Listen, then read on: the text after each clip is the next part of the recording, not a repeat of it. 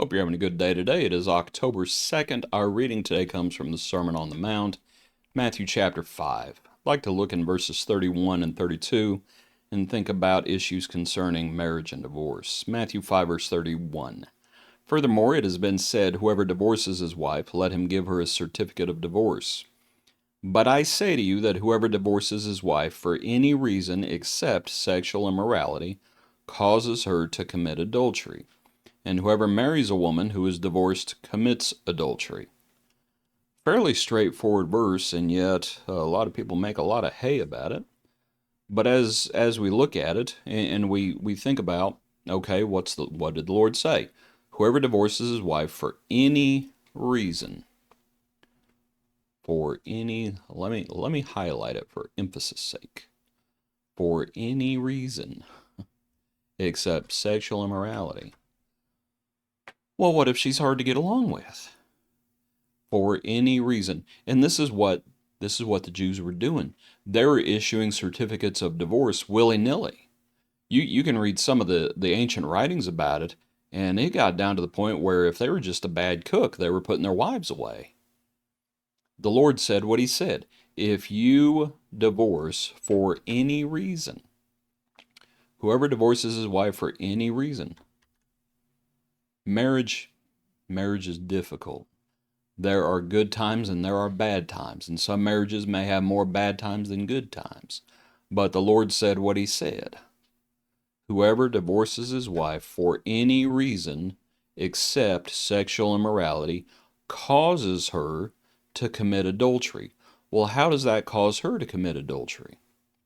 And you might think about, here you are, you're joined together, but all of a sudden she's put away, not for a scriptural reason, and she's going to find someone else.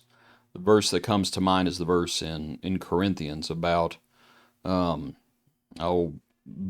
with, burning with lust or something along those lines.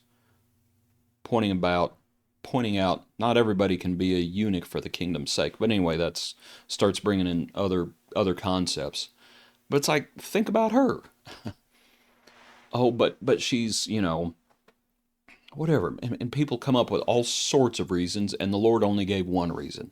And he said, now when you put her away, and like I said, it's a simple verse. Whoever divorces his wife for any reason except sexual immorality causes her to commit adultery. You need to think about her. You need to think about your spouse. That's what marriage is, thinking about the other person. And so the Lord in giving these instructions, if you go through with that, if you put her away for just any reason, guess what? You've just caused her to commit adultery.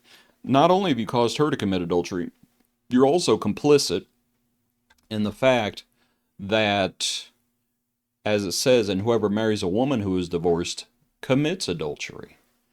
And so you have that concept as well. That if someone else comes along and marries someone who is put away, right? You have this concept.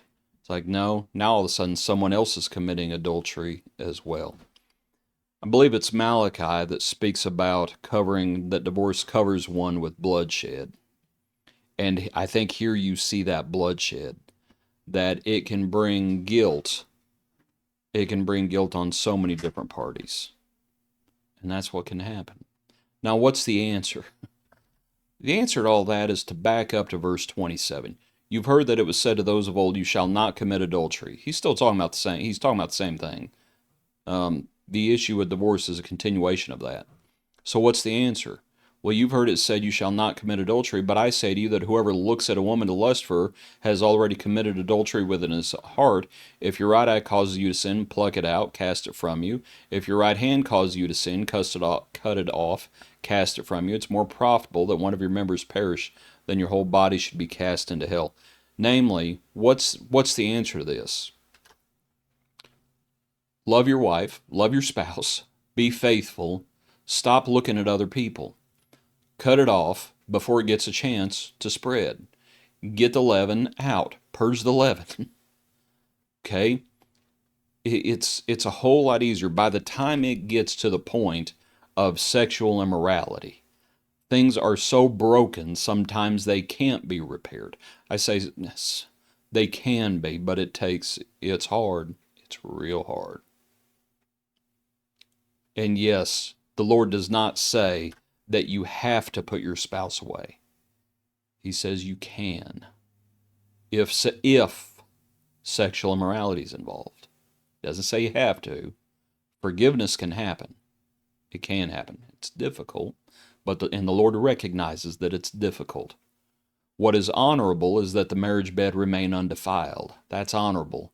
But when so much dishonor has happened in a marriage, sometimes this is what happens. What's the solution? Deal with the lust before. Namely, like Job, I've made a covenant with my eyes. That's what we ought to do. That's what we ought to do. I'm not looking at someone else. I'm clinging to my wife, clinging to my spouse. I think that's a little preventative maintenance goes a long way. Appreciate you as we apply these things. Hope you have a good day. Join us tomorrow for another brief look into God's Word.